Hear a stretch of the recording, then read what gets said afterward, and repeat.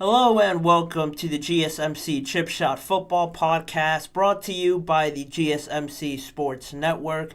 I'm your host, Manny Maradiege. We finally made it here live on April 22nd, the start of draft week. The draft is only a few days away. On Thursday is when the first round will be underway.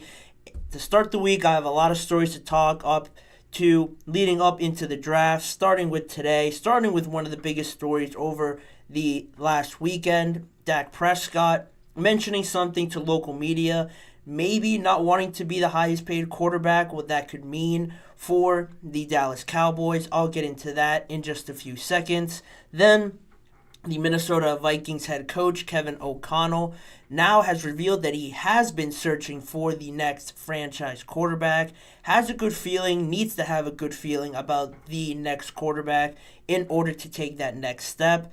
This draft is as good as any, so we'll see if they finally pull the trigger on that, if they're able to trade up.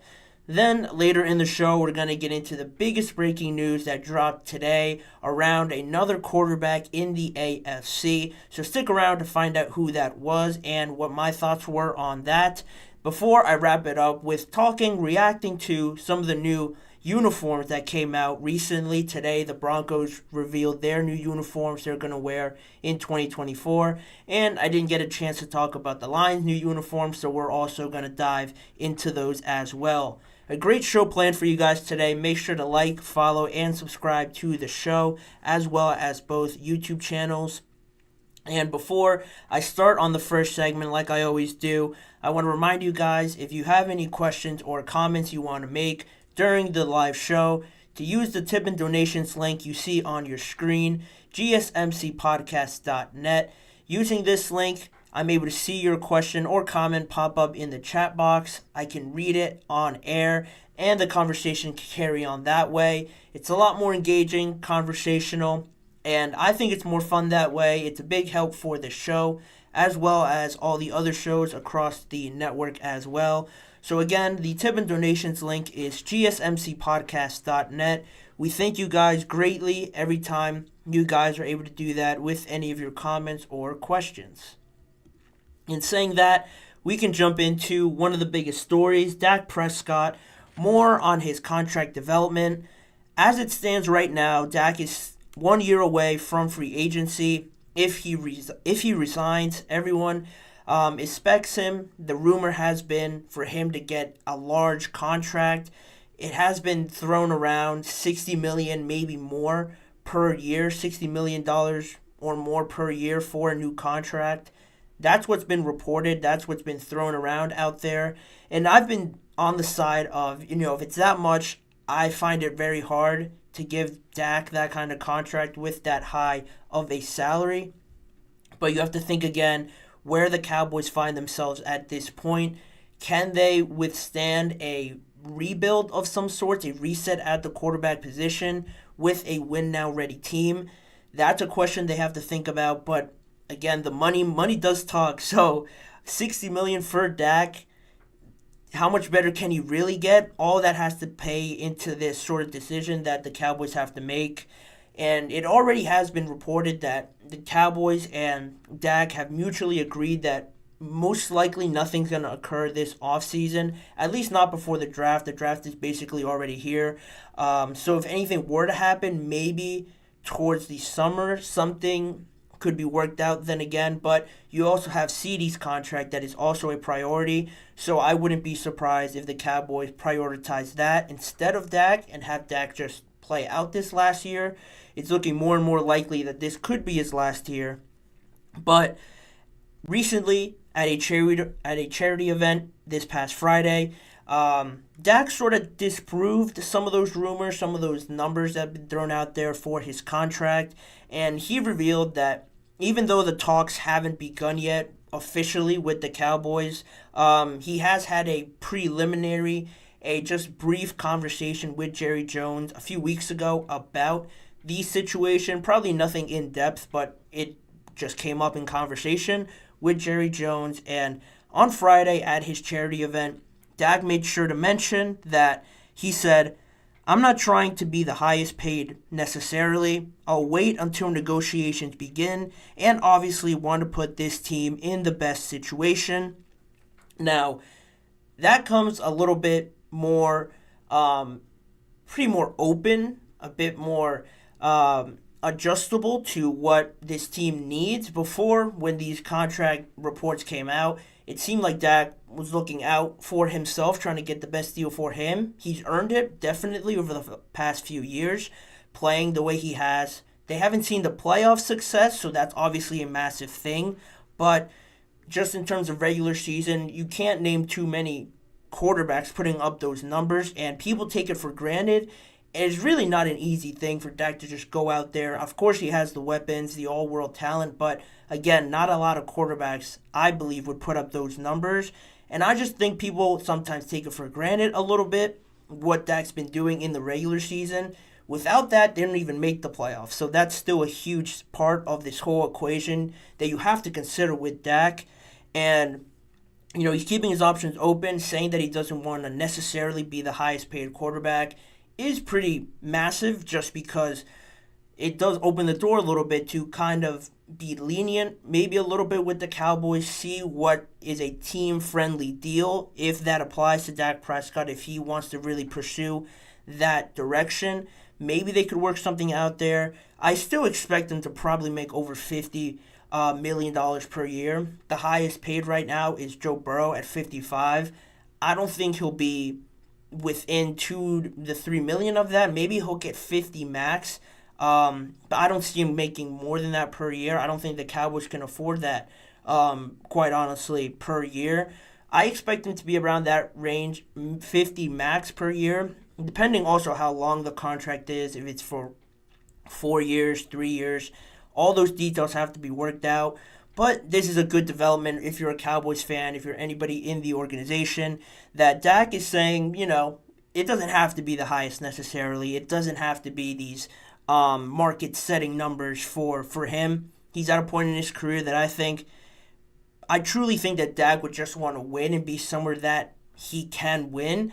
There's a lot more options out there, obviously, if he hits free agency to earn money and maybe be on a better team, but you just have to be cautious with that, because always the grass isn't always greener on the other side. That's always thrown around. So he has to be wary of that. How much better, truly, can you get talent-wise than the Cowboys?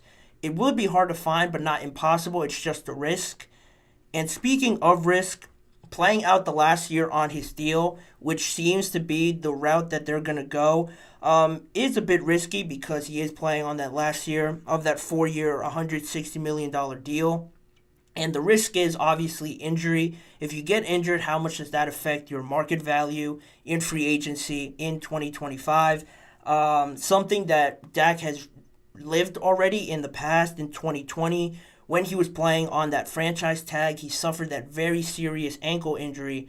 And that really put everything into question. It put his contract in jeopardy. You saw him on the field. He seemed devastated, obviously, because it was a serious injury. I don't know how much, if any, of that regular season he played out. But luckily for him, he still earned a big deal in 2021, that $160 million deal.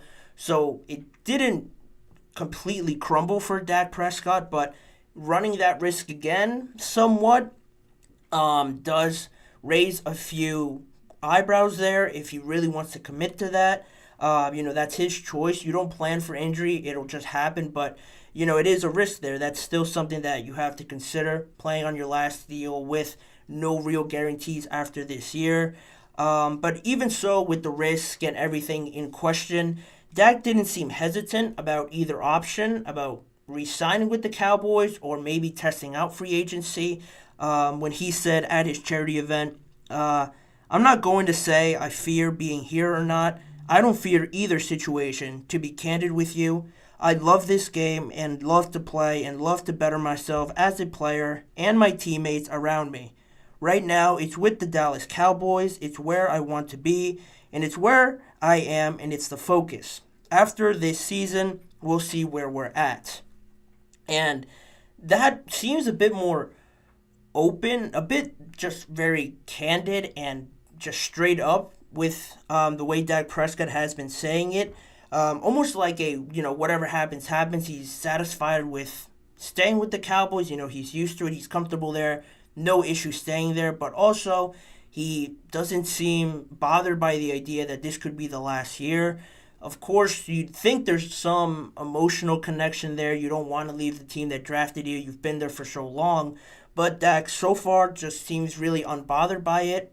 Unafraid, like he said, about moving on or staying with the Cowboys, when last month he was saying that he was definitely confident that a deal could be worked out with the Cowboys.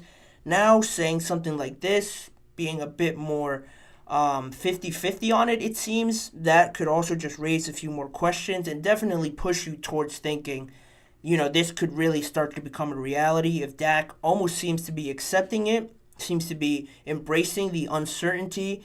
If he's accepting it, maybe other fans and people should start coming to the realization that this could really be the last year with this core group of players together in Dallas. And then further down the line, obviously, you have to plan accordingly. But it will start with the draft and how confident you are in what you have in-house compared to what you can get in free agency maybe next year or in the draft this year. That's been the talk of the last 2 weeks. Should the Cowboys draft a quarterback to find some sort of certainty if Dak were to move on? I don't see it as a viable option, but that's certainly been a conversation. Like I mentioned before, it's certainly relieving to hear Dak say he doesn't want to be the highest paid quarterback in the NFL, but that just plays all into the timing of the CD deal and the Dak deal, which is pretty interesting. It just popped into my head when I was writing the notes for this and just thinking of these sort of strategic moves you make in contract negotiations. You think of it first starting with CD, not showing up to the voluntary workouts, almost holding out. You have to wait until OTAs and mini camp and training camp to see if it's, a legit holdout. But he has shown the first initial signs of, warning the Cowboys, if you will, that, hey, this contract thing, if it doesn't work out, I'm already not showing up to these voluntary ones, which a lot of people already don't show up to. But it does serve as a little bit of a warning that he's not afraid to potentially hold out the rest of the offseason, and the Cowboys don't want that, don't want another distraction. So that was the first move. CD made the first move in trying to jump the line to get a contract extension. Now, if you think about it, Dak makes the next move in response to CD's and says now, hey, you know what? I don't want to be the highest paid quarterback. That is not my goal. I can be open to working on a team-friendly deal. So now the Cowboys are thinking, whoa, wait a minute now. Dak doesn't want all this money. Well, maybe we should work with him first and maybe work out something with Dak. And CD could wait a little bit longer, put it off a little bit. He's not in no rush. Quarterback is held to the highest of standard. If our quarterback is saying he's willing to work with us, maybe we look into him a little bit sooner rather than CD, who's an all-world talent coming off a career year. He's expected a lot of money just based off what he played. That might not benefit the Cowboys so much compared to Dak now saying he's willing to work with the team in some way. That was just what I thought of it. It is sort of like a behind-the-scenes inner sort of chess match that these teams, these agents are trying to work out with the Cowboys to try and get their agent signed. Dak is saying one thing, CD saying another to try and jump the line a little bit. It's all very very sneaky in a way. It's very interesting to look at it this way and see what the Cowboys now do in response to Dak saying this. Will they start negotiations with CD? Do they now push Dak to the front of the line? Where does Micah's contract all play into this? All of this has to be worked out on top of filling out your roster this coming Thursday in the draft. So the Cowboys have a lot of things to work out. This is certainly, above all else, something positive for the Cowboys, regardless if they sign Dak first, sign CD first, don't sign either of them, sign both of them. This is still overall a positive thing for the Cowboys if Dak is willing to work with them. It could also mean, on the positive side, that they could afford now both of them if CD wants all this money and Dak is willing to submit a little bit to some of his demands and be a bit more open and team friendly.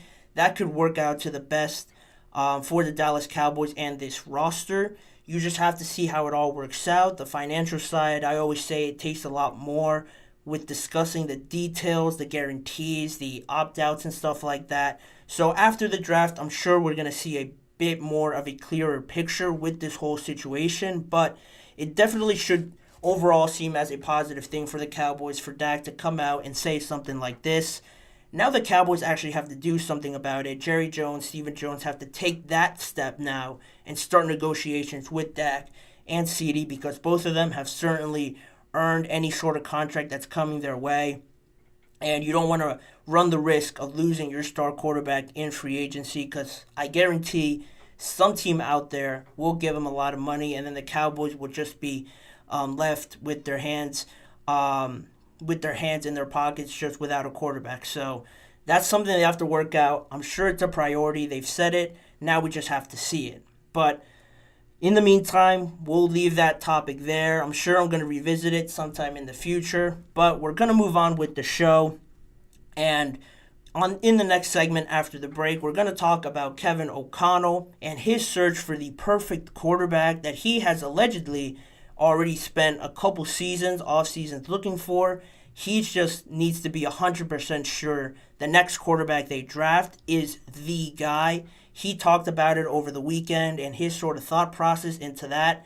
We're going to dive into that in just a few seconds, so stick around. More coming up on the GSMC Chip Shot Football Podcast. I feel like I'm losing my mind. Is everybody in the world blind? Please, Lord, give me a sign, a sign. I feel like I'm losing my mind. Is everybody in the world blind? Please, Lord, give me a sign, a sign. I wanna be the greatest. Everybody on their face shit. I look around and feel like everybody is the fakest. I make this every day and I'm impatient, hoping one day I blow up from the basement. Statement, the top is so vacant. I don't hear shit that I think is amazing. Waiting for my day when I'm playing sold out shows for 1,000 faces. Hey, give me that crown, get in my way and to be put down. It ain't your place, all this my town. If I want that shit, then I'll get it right now. I'm losing it, the news it fits. I'm losing shit, a stupid myth. You choose to live or choose to dip. You choose to fight or lose your grip and lose a gift. I feel like I'm losing my mind. Is everybody in the world blind? Please, Lord, give me a sign, a sign. I feel like I'm losing my mind. Is everybody in the world blind? Back here now on the GSMC Chip Shot Football Podcast to continue on with our next segment. Around the Minnesota Vikings, probably the most fascinating team in the draft because of that capital they hold in the first round, holding their own pick at 11, plus the Houston Texans pick they acquired in a trade about a month ago to acquire the number 23 overall pick in the first round. And now most people, like me, believe that now the Minnesota Vikings need a quarterback because they obviously lost Kirk Cousins in free agency. And in saying that, it's funny how these things work with Kirk and losing him, seeing like a sudden sort of action that just happened. They tried to sign him and just out of nowhere he signed with the Falcons and how it seems like that. But based on what Kevin O'Connell now said recently, at a Faith in Life service last week, and looking at just the possibility of the Vikings potentially having reached their ceiling with Kirk Cousins at the helm. He's been there a few years now. I'm sure not a lot of people have thought of Kirk Cousins as getting that much better, developing into something different that we already haven't seen. It's probably fair to say that this team has reached their ceiling with Kirk, at least in my opinion, from what I've seen recently, how good their team is. They've addressed a lot of stuff over the past few years. Justin Jefferson's in there, Jordan Addison's in there. They've put up numbers, but it just seems like they were always missing something, falling short, and they were getting to a point where I don't think we were gonna see any more growth out of this team, surpassing anything that we haven't seen out of them before. And maybe it all worked out surprisingly for the best with them moving on from Kirk Cousins, because now, like I mentioned, they have that draft capital. And Kevin O'Connell was speaking at that Faith in Life series last week, and he was asked about the quarterback situation, and he gave a pretty interesting response that surprised me a little bit because of his approach to looking for this next quarterback. He said specifically, for a couple of years, I've been kind of known as the quarterback killer when it comes to the draft and Egan, because the feeling that I feel from our fan base is when we get this next guy, he's going to be the guy. I feel it. I know you guys all feel it. So I have to, in a lot of ways, fight off mistakes from being made, mainly because the evaluation process I go through, I think about the things that are fixable. Then he goes on and mentions how he really believes in the quarterback principles and just the personal principles of that quarterback who's going to come in and be the leader, be the face of this franchise. He mentioned how he holds that to a high standards, and that the other things are really fixable with coaching. He really looks at the person and the sort of principles and standards they hold themselves to as people outside the organization. And there was a few interesting tidbits I took away from that. In the last part of it, he said, he mentioned he's been looking at this quarterback situation for a few years now. And that surprised me already because he's only been there a handful of years. And saying years, makes you think a little bit about Kirk Cousins and maybe Kevin O'Connell also coming to the realization now that, this team has sort of reached their ceiling with Kirk. He said for a couple of years, I've been kind of known as a quarterback killer, fending off these options at quarterback because he really wants to hone in on and nail down the next quarterback and not have to reset again, have to go through this whole process again. That was one interesting thing because he said for years, sort of coming to that realization as well that I mentioned before. And now you look at this year's draft, if you really want to find the guy, this draft seems like the draft to find the quarterback, right? Because there's so many quarterbacks that you could choose from. There's been 6 mentioned this whole offseason: Michael Penix, Bo Nix, JJ, Drake May, Jaden Daniels, Caleb Williams. They're all in this mix of some people loving Michael Penix's arm talent. The injuries are still there, though. JJ McCarthy showed out at the Combine and the Pro Day, but was he only benefiting from a great Michigan team? Caleb's going number 1, so we won't include him. Jaden Daniels won the Heisman. But does he take too many unnecessary hits? Is he too light? Those are questions. Drake May as well. Does he need to sit a year? He looks good in some throws, but other throws, he looks underdeveloped. There's always things that follow these quarterbacks. I'm sure Kevin O'Connell has spent an extended amount of time trying to find the guy. But unfortunately for him, it's not going to be as simple as just choosing from one of these guys because he is picking at the earliest at 11. And nobody thinks that any of these quarterbacks are going to fall there, at least not the top 4. I don't think they're not going to draft Bo Nix or Michael Penix in my estimation. At that point, they might as well just ride with Sam Darnold at that point because they've built up this roster a lot already. They've addressed a lot of positions on the defensive side of the ball with Jonathan Grenard coming in to replace Danielle Hunter, Blake Cashman, Alex Van Ginkel, And on offense as well. It's pretty much all settled, and it's all very good at all the skill based positions. They added Aaron Jones as well to address the running back situation. He is just as good as what Dalvin Cook had with them in his last few prime years he had in Minnesota. So you have a great running back, Justin Jefferson if you re-sign him, Jordan Addison, TJ Hawkinson, a decent offensive line. I mentioned this before, that the Vikings, ironically, are the best spot for a quarterback to land. It just stinks because they're outside the top 10, and none of the top guys will most likely fall that far unless the Vikings trade up, and that's where the conversation has been going over the last few weeks. To make that sort of jump is going to cost them a lot, and that's the big conundrum right now. You've improved your team so much. Do you want to almost in a way gamble away some of your future, some of your assets that you've gained or that you could gain in future picks by moving up in this year's draft? And it just comes back to the idea of Kevin O'Connell really wanting to nail down this quarterback position. And if he feels that it's not worth it, if it's not any of these quarterbacks, he doesn't feel sure about it, it seems like he's very open about just moving on with Sam Darnold and just swallowing this year, potentially not being great, and just waiting till next year if they're in a better spot. If you look back over the years to make this sort of jump, the 49ers moved up in 2021 for Trey Lance, and that cost them 3 first-round picks, and I just don't see that being worth it for the Minnesota Vikings to cost them 3 first-round picks potentially to move up. I'm a little bit weary about it unless I have the quarterbacks stacked up as Caleb, Jaden, JJ, then Drake. So maybe Kevin O'Connell, the Vikings, have it stacked up a different way, have them ranked differently, and maybe the guy that they really like is still there.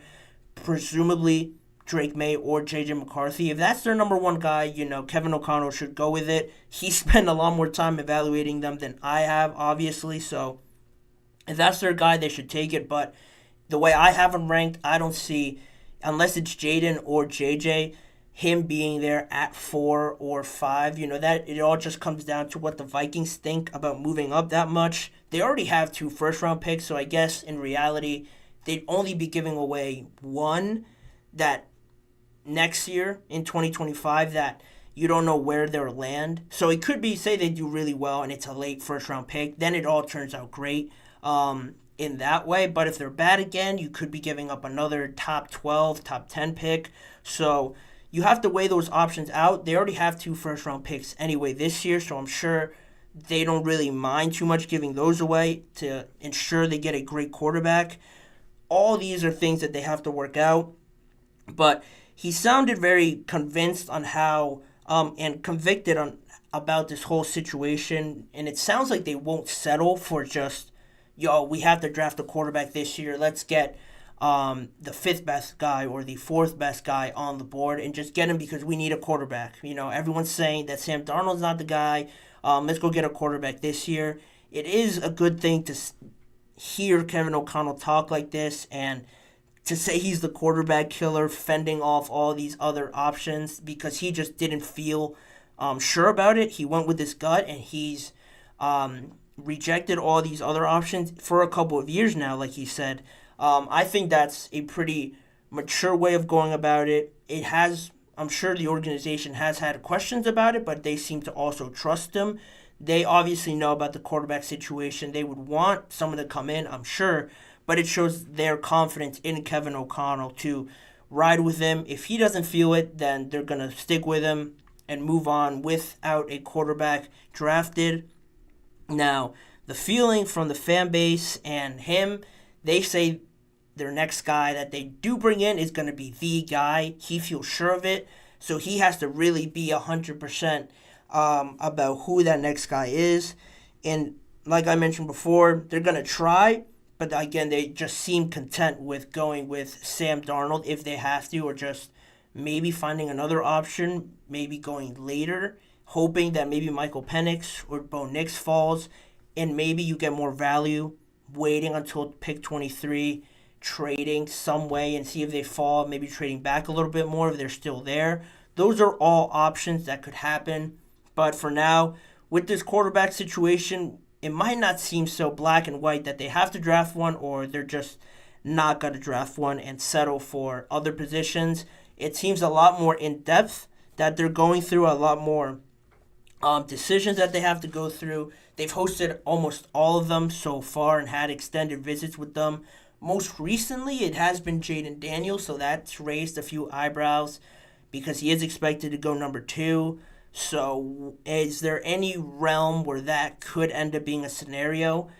We're just going to have to wait and see. I find that's probably going to be a very high asking price with the Commanders. They've said they're not looking to trade, but at the end of the day, a lot could happen on draft day. It's one of the most exciting days in just the NFL season overall. I'm looking forward to seeing it. It sounds like the Vikings are very zoned in on their plan and sticking with it. If it pans out for them, that's great. It'll just make the NFC a lot more entertaining, a lot more fun, because I really believe, to just close out this segment, this team is really close to being in win-now mode with everything that they have. The star power, the defense is improved. Their head coach seems very offensive-minded and trying to put up points, which is what the NFL has become now. They're in a great situation that it will cost a lot to get that final piece, but if they get it, watch out for the Vikings in that division that's slowly becoming one of the more exciting ones to watch and tune into, with all this young talent and all this inexperienced young players in the league in that division. It should be something to watch in 2024. In saying that, we will close out that segment and continue on with the show. 2 more topics to come on today's episode. I mentioned the new uniforms, my reactions to the Denver Broncos and Detroit Lions uniforms in this second half of the show, as well as breaking news that dropped today around the Denver Broncos quarterback situation. Stick around to find out what happened and who the Broncos got in to be potentially their new quarterback in this new season. Don't move. A lot more is coming up on today's episode of the GSMC Chip Shot Football Podcast. Looking for your daily fix of sports talk without having to pay for it? GSMC Sports Network is available on YouTube. Just search GSMC Sports Network. Get your fix of daily sports talk shows on YouTube, absolutely free. NFL, college football, NBA, MLB, MMA, UFC, fantasy football, and so much more. GSMC Sports Network has shows running all day long, with new sports shows starting every 2 hours. Just like on your favorite cable sports channel, except GSMC Sports Network is absolutely free. Just search GSMC Sports Network on YouTube to catch one of your new favorite shows, like the GSMC College Football Podcast, Chip Shot Football Podcast, Hoops and Heels Women's Sports Podcast, GSMC Basketball Podcast, and so many more. Check it out for yourself. GSMC Sports Network, now available on YouTube absolutely free. Search GSMC Sports Network on YouTube right now. Rolling right along with the show today, the breaking news that dropped today: Zach Wilson, the new quarterback of the Denver Broncos, traded to the Denver Broncos. It was reported earlier today at around 2 p.m. Eastern Time by Ian Rappaport of the NFL Network. Wilson traded to the Denver Broncos for a 7th-round pick swap. The Jets are sending Zach Wilson and pick number 256 to the Denver Broncos for pick number 203 or 207. I've seen some say it's 207, others say it's 203. That'll probably get ironed out. It probably already has. I just haven't checked it. But regardless, it's a late-round swap pick in the 7th round. Basically the same pick in the 7th round. So that's what the Denver Broncos are sending them. The New York Jets will also pay some of Zach Wilson's $5.5 million salary. Roughly 5.5, around there. Not too specific on the percentages, the certain amount, but it's around there that the Jets will also be paying some of his salary while he's a Denver Broncos player now. It is crazy to think about. Initially, just you hear the news breaks at 2:30, and I'm thinking, like, wow, Zach Wilson, the number 2 overall pick to the Jets at that time, is now basically on the Broncos, traded to them for a late 7th round pick, and basically the Jets are paying the Broncos in a way for them to take Zach Wilson and to just be on their team and just really just, I don't want to say get rid of him, because he has done some good for them coming in, backing up, has shown some great moments. Who knows who their quarterback could have been outside of Zach Wilson. Of course, you think of that, and in hindsight, who could they have gotten at number 2 in 2021? But I don't want to torture Jets fans bringing up those sort of topics. But it is just insane to think of the value that he has dropped from number 2 to a 7th round pick. The Jets basically paying the Broncos to take him is insane. But on the bright side for Zach Wilson, he gets a fresh start in a quarterback room that now really, you don't know who could start out of any of them. It's Jarrett Stidham, Ben DiNucci, and Zach Wilson all in that quarterback room for the Denver Broncos. Not the most star-studded one, I understand that, but it just screams opportunity now for Zach Wilson, who is still only 24 years old. He'll be 25 in August, and in his 3 years in the NFL, yes, they haven't been great. Specifically, he's thrown for over 6,200 yards in 3 years, 23 touchdowns, 25 interceptions, 57% completion percentage. He had a very rough first year, but the team overall wasn't great. It wasn't a great situation for him to be in. But regardless, he played bad. The team was bad. Everything was just not good for the Jets in his first year. But then you saw the Jets start to get better. They started bringing new talent. They brought in Sauce Gardner, Quinnen Williams, these draft picks. Obviously bringing in Aaron Rodgers, drafting Garrett Wilson. The team itself around Zach Wilson got a lot better. And he wasn't projected to start. Obviously last year, it seemed like a good thing, in all honesty, that he was going to learn through Aaron Rodgers for however many years, 5 years, 3 years, 4 years. And then maybe you look at Zach Wilson after learning something from Aaron Rodgers and you're thinking, maybe this guy could carry on and keep us afloat, keep us relevant with this great talent he has around him. After a few years of learning from one of the best, why couldn't he be thrusted into starting then, which probably should have been the route that they went with once he got drafted, but he was thrown into the fire right away, and you saw how it all didn't pan out at all for them. And unfortunately for Wilson, the rest of the team got better, and he just really didn't get the opportunity, didn't show the same growth as the rest of the team. And last year, or this offseason I should say, Tyrod Taylor was also signed from the New York Giants, and he had a pretty solid season last year, coming in for Daniel Jones and showing some flashes of being a reliable backup. So the writing was pretty much on the wall already with that, bringing in Tyrod. Zach's not going to start or be the second guy over Tyrod Taylor for that veteran experience. So since the NFL owners meeting, General Manager Joe Douglas has been asked about the trade situation with Zach Wilson, and since then there hasn't really been any new updates. He's kept it pretty short on that end, saying that simply he just had no updates to give. There have been talks about it, but nothing had been solidified, and it seemed like it was just going to carry on that way until after the draft, when maybe a team didn't get the quarterback they thought they would, or somebody just needed a better backup or wanted to add depth there. Maybe Zach would have been traded then. And this just came at a big surprise, because you look at the Denver Broncos now, sitting at 12. They have been in that quarterback market. You've seen Bo Nix, maybe Michael Penix be mocked there in a few of these mock drafts. And you're thinking, or I thought, discussing it on this show, was that a great situation for any quarterback to go in? How would that be any different from the Zach Wilson scenario that he had with the Jets if the Broncos drafted a quarterback and expected their team to get that much better? They need a lot more pieces, and they don't have a lot of draft picks in this draft, so seeing quarterbacks be mocked there didn't make too much sense to me. And now this seems like the most reliable valuable option that the Broncos decided to go with. I think before I mentioned Ryan Tannehill as an option.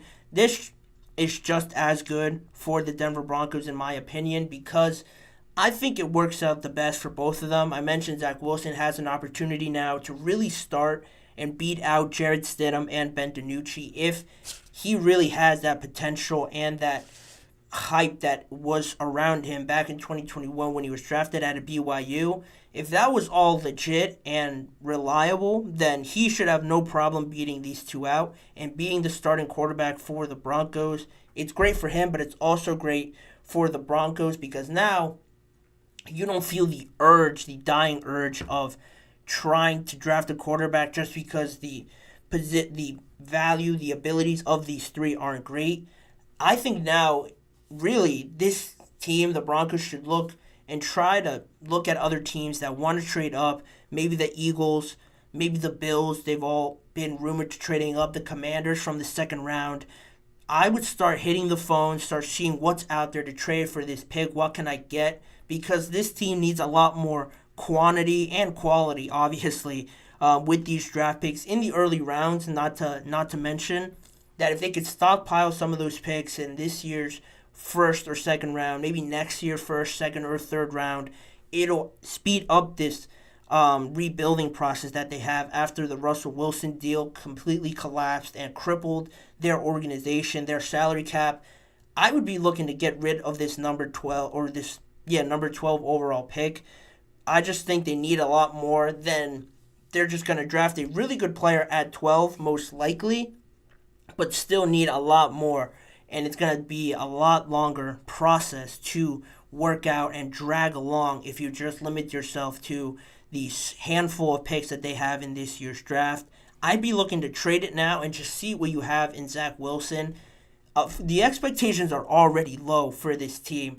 It can't get that much worse than it did last year, speaking frankly, in all honesty. So what do you really have to lose with trying out Zach Wilson and seeing what you have in him instead of drafting another quarterback and just ruining him, potentially not supporting him with the pieces around him because you don't have a lot of draft picks. The salary cap's not great. You bring in a quarterback and he only has Cortland Sutton to throw the ball to. The offensive line's all right. Javonte Williams in the backfield is a pretty solid back, but other than that, it's not going to work out great for them, and you're just going to restart this process all over again in 3 years potentially if this quarterback doesn't work out. It seems to me like the obvious decision to just trade this number 12 pick and look to the future. And that way it buys, honestly, Sean Payton some time. If they surprise some people, it looks a little bit better.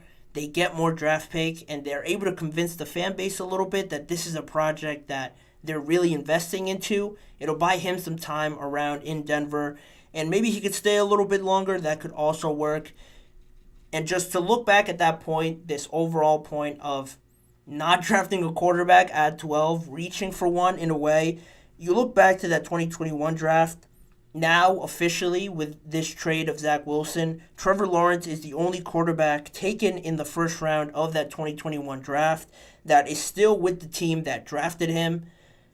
Trey Lance was traded from the 49ers. Justin Fields was traded from the Bears. Mac Jones was traded from the Patriots. And now Zach Wilson was traded from the New York Jets. All drafted inside the top 15. And they're all backups at this moment. Mac Jones is backing up Trevor Lawrence, ironically. Fields is a backup for now. Trey Lance is backing up Dak Prescott. Zach Wilson's the only one that now has a real opportunity, a favorable opportunity, because Justin Fields has an opportunity, but, Russell Wilson is the starter for now. All the other ones probably aren't going to see the field too much at all, or aren't likely to. So, looking at that draft and how only one quarterback is still with the team that drafted him and is still really trying to figure it out a little bit. We've seen great signs from Trevor Lawrence, but I think there's still more people expected more up to this point. So he's still really developing, still trying to get the hang of it. And the rest of them have just failed because these teams honestly just drafted them too early, drafted them with no real support to them. And you don't want that same thing happening if you're the Broncos at 12. And now, to wrap it up a little bit with this Zach Wilson opportunity, to just keep it on a positive note, I think, is he good enough to be the Broncos starter? Is it enough to not draft one or trade up at this point? I've already said it's not logical for me, if I'm the general manager, if I'm the coach, to draft one at 12 and, to say the least, trade up. I think that's just way too much. They're doing way too much with that, and they should trade down instead of up with that. I think if he's good or not, regardless, they're just going to have to stick with it and just buy this out another year with Zach Wilson. If he's good or not, that's just up to whoever's evaluating. It all just depends on the expectations. If you think the Broncos are going to be good this year and Zach Wilson's going to hold you back, I'm sorry to tell you that that's probably not what's going to happen. Not because of Zach Wilson, but because of this team just not being ready, having the skill set right now to be good. With Zach Wilson there, I think it just buys them a little bit of time to invest in other positions, then revisit the quarterback situation down the line, and then I'd be more open to drafting one in the earlier parts of the draft. But officially, Zach Wilson finds a new home. It's a new beginning for him, a new beginning for the Jets in a way as well, because now, after Aaron Rodgers, after being all in on this season, as it looks like, they're going to have to start thinking about quarterback situation as well. So that's maybe in 2 years, 3 years max. So that's something else to look out for. But for now, Zach Wilson, no longer a New York Jet, officially in the quarterback competition to start for the Denver Broncos. That's what just dropped today, the recent news around the NFL dropping on us today from all the insiders that were reporting on it. So we're going to leave it there. That's where it stands right now, in just the big just conundrum of confusion of what's going to happen now. It's certainly going to affect the draft. We're just going to have to wait and see how it happens. But we're going to move on to the last segment. Lastly, talking about some of the new uniforms that dropped from the Broncos today as well, and the Detroit Lions over the weekend into last week. We're going to be back in just a few seconds to talk about those, get my reactions on those, so don't go anywhere. We'll be right back.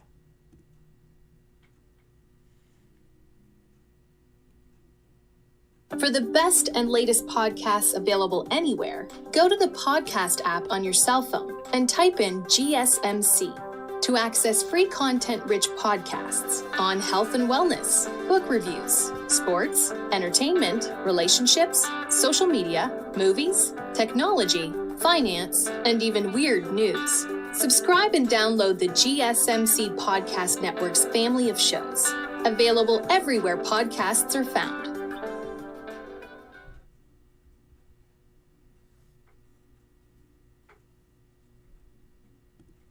Thank you for joining me on this last segment of the GSMC Chip Shot Football Podcast to talk more about the new uniforms that have dropped for the Detroit Lions and the Denver Broncos. The Broncos have been pretty active today and over the last few days with roster changes and bringing you some new exciting news with their uniforms. So we're going to start with them. The Broncos dropped their new Mile High collection today at 11 a.m. Eastern Time, and they revealed their new uniforms. The entire look of it, their whole uniform line, includes 9 different combinations that they could choose from. The color from navy blue to I want to say sunset orange is how they described it. Midnight navy, I think, is the other one, and white as well. All 3 predominant colors. Different color helmets. White and navy are the 2 colors there. I mentioned the jerseys already, the different color pants, already adding up to 9 different combinations for the Denver Broncos.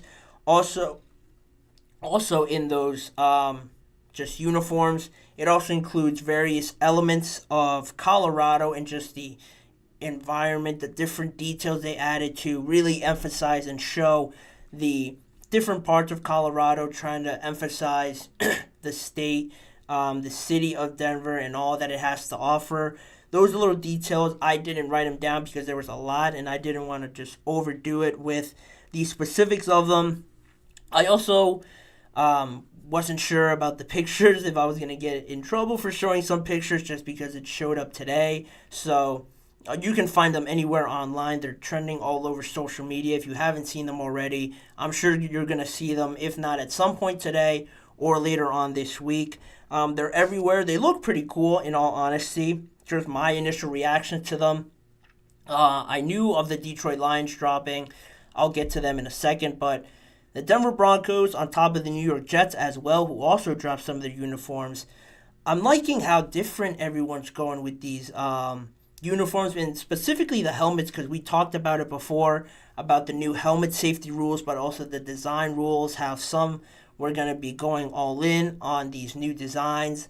I talked about it on a YouTube short prior to this. The Houston Texans are also going to don a new alternate helmet with a different logo on it. The Jets brought out a new whole uniform line of their different uniforms that they're going to wear. The Lions as well. And now Denver, keeping it very different, but also still rocking their orange, white, and blue. Adam Schefter reported that this was a 2-year process, actually, including input from over 10,000 fans that they surveyed, asked, as well as ownership, asking them their opinions on it, and as well as the players and what they think of it. It all turned out pretty well. The way I see it, the way I reacted to it, I thought it was a pretty cool design. My favorite one is probably they're all navies with the white helmet. It looks different, but you also still know that it's the Denver Broncos, and I think that's pretty exciting. Other than the news you get from new players coming and adding big stars to your team and the draft and everything, getting new jerseys, seeing them, city edition jerseys, color rush jerseys, third kits in soccer, whatever the deal may be, I think it's an underrated feeling fans get when they see new uniforms pop out like that. I was a fan of the Broncos one. I think it's going to look great. And if the team's not performing great, as many expect, at least they'll be looking great, which is what matters at the end of the day. So that's the Denver Broncos. I mentioned the Lions. They also dropped last week, I want to say last Thursday or Friday morning. Regardless of what it was, they also dropped a lot of new looking designs. A bit more history with this one. They unveiled their new uniforms. Still the silver and blue, but it's more of a Honolulu blue, as they described it, popping out mostly on their home design, being mostly that blue with the silver accent as the secondary color. And for the away, it's all mostly white with that blue as the accent color. Again, it looks great. Just when it dropped, it really just pops out at you. That blue is a lot lighter. And it's a throwback to their 90s look with a more modern style to it, obviously, taking away most of the gray and replacing it for white or a lighter shade of gray, if you will.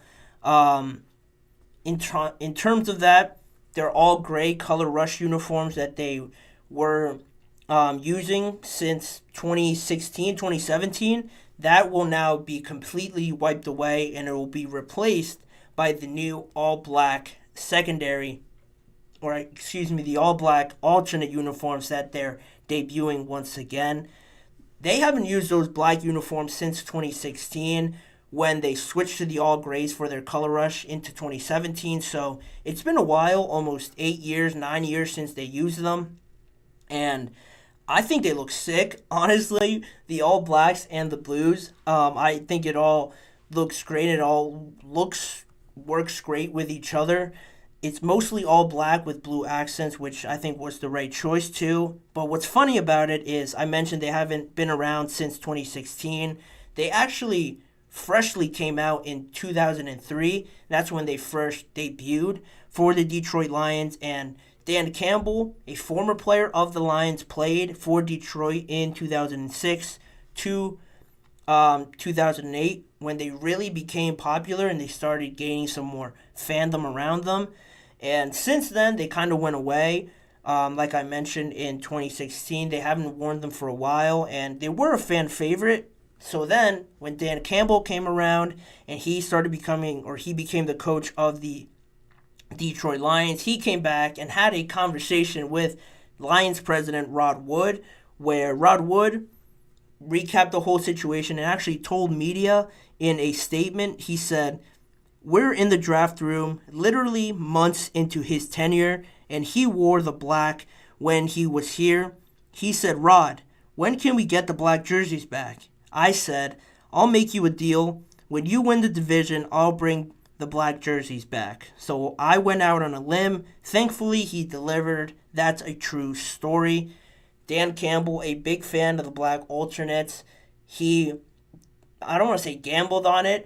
It could be looked at as that because, Dan Campbell's coming in. Everyone remembers his press conference and how eye-catching it was and how different it was, I'll say. People didn't take him seriously with that, but you see now over the last few years how serious he's been, how much he cares about this team. He wanted the black jerseys back. He was confident that he could get this team back to where he believes they should be. Luckily for all of them, it panned out. Now they're looking great. They're playing great. I'm a big fan of these black alternates. They're probably my favorite ones I've seen out of the Broncos, Jets, and obviously the Lions that they've all come out with. They look really cool. Again, you can find the picture anywhere on social media. They're trending all over. The Jets' blacks alternate uniforms are also cool, but I like how the blues pop more with the Detroit Lions, and I think it's going to look great. I mentioned the Lions are playing great. It's all working, coming together for them. Who gets the crown so far? I'm just going to have to stick with the Lions. I think they did the most with changing it, changing the blue, getting rid of the all grays. It all works great with their colors, the scheme about it, how they complement each other. I like the move. I think it's something else just to add on to the Lions winning the division for the first time in forever, winning the first playoff game since the 1990s, getting this team really as a contender. I mentioned it before. Jared Goff has said, we're not the underdogs anymore. People can start looking at us differently. I like it. I like them now really making this new group, this new era official with these new uniforms. When people look back on it, something else that people don't really talk about with uniforms is that you think of these uniforms when you're thinking of the good times that these teams can provide. That's something that the Lions, I'm sure, have talked about. They're sort of in the same mindset, and now they really feel good about this team. Let's drop new uniforms to get even more people in, buying the jerseys, getting more nostalgia, getting more connected to this team. It's all working great for the Lions. And them, unlike the Broncos a little bit, you could expect a little bit more success on the field with these new uniforms. Hopefully there's more teams coming out with new uniforms or new something out there. I always like looking at it and reacting to it. I think it adds a different dimension if you already couldn't tell.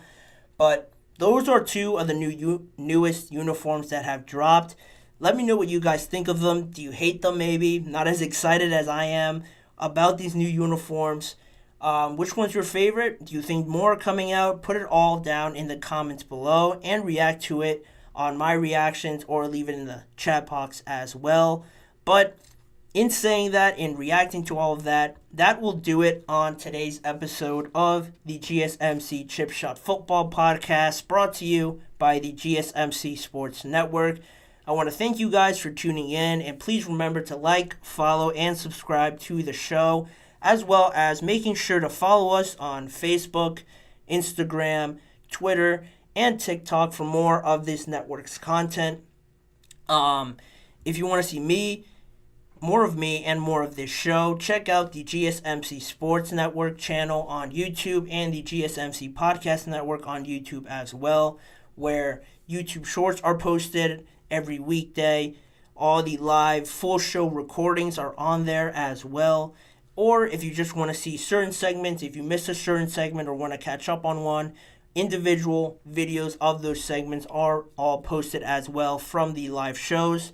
Remember to tune in every weekday at 6:30 p.m. Eastern Time for more NFL conversations and football discussions we'd like to have on here with me, Manny Maradiaga, as your host. Thanking you guys once again, and I hope to see you guys all back here again tomorrow. Mm-hmm. Mm-hmm. Mm-hmm. Yeah. I wake up to a little bit of drool on my pillow, feel like it's gonna be a bad day. Yeah, I'm tired of shit, and the coffee ain't hit yet, damn, ain't that great.